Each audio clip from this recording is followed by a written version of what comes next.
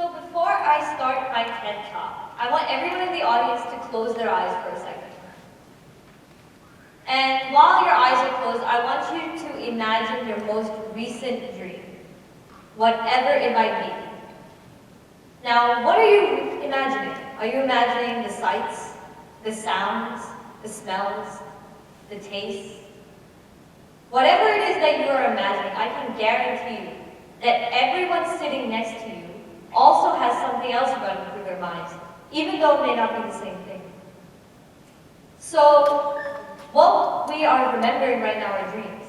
And dreams do not just apply to right now. They've actually been pondered about in the past as well. For example, let's travel to ancient Japan. Now, in ancient Japanese folklore, little kids, when they were having their nightmares, would think about this demon beast. And this beast was named Baku. Now, Baku, when his name was called upon 3 times, he would come and he would eat the nightmares of these little kids. But beware. For if Baku is not satisfied with your nightmares, he will devour your hopes and desires as well, so be careful. So moving away from Japan, we traveled to ancient Greece. The Greeks were more fascinated by dreams, so fascinated even, that they created a god for dreams named Morpheus. Morpheus would carry messages from gods to mortals, like omens about what may happen in the future. So Greeks took dreams very seriously. And aside from Greece, the last place that we are going to go is ancient Egypt. The pharaohs in ancient Egypt created a book called the Book of Dreams. Now this book had symbols of what dreams could mean. So for example, if you dreamed of a cucumber in your dreams, you were said to become very wealthy. I personally have never dreamed of a cucumber. That can only mean one thing. So the past is full of dreams, but so is today. We still have dreams, and now in the 21st century, we have technology to help us explore further into dreams, which allows us to answer the question, why? Why should we dream? What is the point? Why can't we just sleep and have a blank screen play across our minds? Well, although it is still speculated, research right now shows that there are 3 possible explanations for why we can dream. Our first one is that dreams help consolidate memories. Now, what do I mean when I say consolidating memories? Let's take this for example. When we walk through our day, right, and we go through our lives, millions upon millions of things happen to us. Whether it's seeing the failing grade on your test, or hearing your mom call for dinner downstairs, but you didn't listen the first 5 times and now she's screaming. Or listening to the best pop songs that you can think of. Whatever it is, millions of things happen throughout your day. But not all of these things are important. So when do we get the time to decide what we should remember and what we should forget? Since we are so busy throughout our day, our brain doesn't get time while we are awake, but it gets time when we are asleep. So scientists believe that the dreams that we have are actually our memories being replayed. They're being revisited, so that our brain can figure out, yeah, this is what I want to keep, and this is what I want to give away. Because it would be impossible for us to remember every little thing. And it's also very important that we remember the right things. Now that's only one explanation. Our second explanation is that dreams help stimulate the fight or flight response, which I am sure that everyone in the crowd has heard of. Now the fight or flight response was very useful back when we were cavemen and we lived amongst the beasts. Because the fight or flight response trains us how to either run away from the problem or to face it head on. So the fight or flight response generally consists of a beating heart and this dreadful fear of something is going to happen to you. But Why does this happen in your dreams sometimes? When sometimes you may be sleeping and then suddenly feel like you're falling and jolt up. Or when you have a nightmare and when you wake up, your heart is pumping. And you feel the same dread that you would have felt when you were awake. What is the point of that? It seems pointless.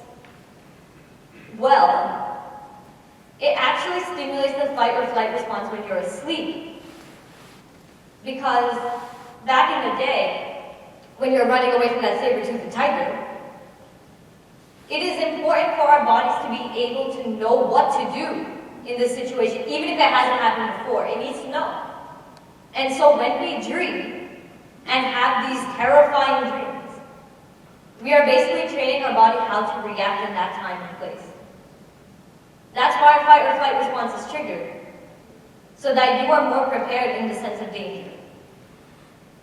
Although we can't really apply this to the 21st century because our fear right now is failing.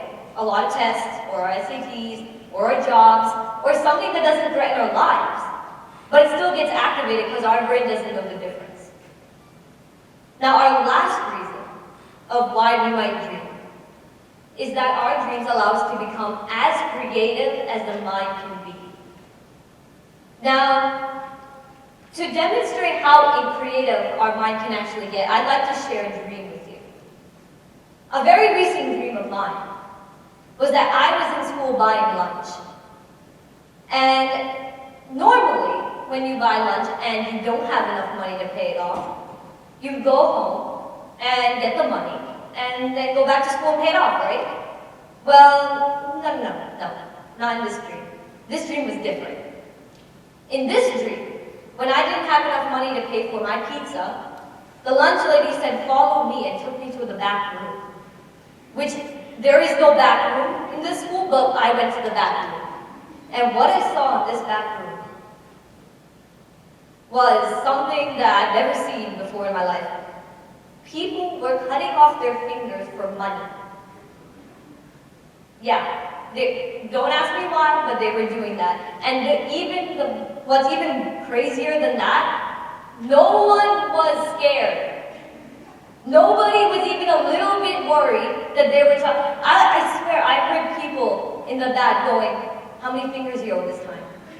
"I owe 5. "No, bro, I owe 6 fingers, bro. It's crazy." Like, what? Why? This doesn't happen in real life, and I am glad it doesn't happen in real life. But it goes to show that our brains can go beyond boundaries when it comes to dreams. So, why is this important? Well, a lot of famous people that we know became famous because of their dreams. For example, Salvador Dali, one of the most famous Spanish painters that this world has seen. All of his paintings, or most of them, were created from dreams. He dreamed them, he painted them, and became famous for it. And an even more well-known person, Albert Einstein. He dreamed of some of his most famous math equations, and it is something that we still use today. So these are the 3 things that dreams allow us to do. But in all essence, why should we still care though? Yeah, it's cool to know these things, but practically, what are we going to do with this information? Well, dreams are just the surface. With one more piece of information that I'd like to share with you, dreams actually affect people with mental illness. Research shows that people who have mental illnesses such as depression, schizophrenia, or anxiety have little to no dreams. Now, many people think that this is coincidence, but I don't think so. If we know that dreams already do this much, then something else must be going on here. We need to put more money into research for these things. Even though it seems silly, we could be helping thousands of teenagers across the world if we just spend a little bit of money into dream research to figure out maybe, perhaps, there might be a cure for mental illness.